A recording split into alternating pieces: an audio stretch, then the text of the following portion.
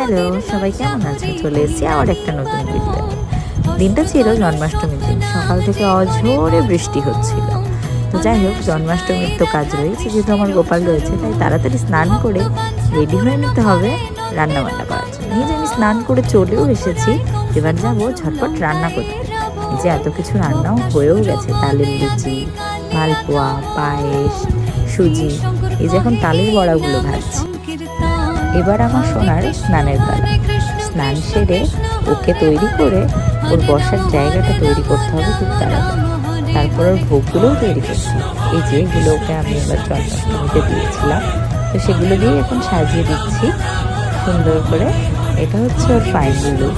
কেমন লাগছে আমার সোনাটাকে জানি, আমার ছোট্ট মিষ্টি সোনা। তো ওর জন্য এই ফুলগুলো নিয়ে এসেছিলাম আগের দিন, আর ওকে ঠিক এইভাবে আমি সুন্দর করে সাজিয়ে দিয়েছিলাম। আর এই যে আমার ছোট্ট সোনা।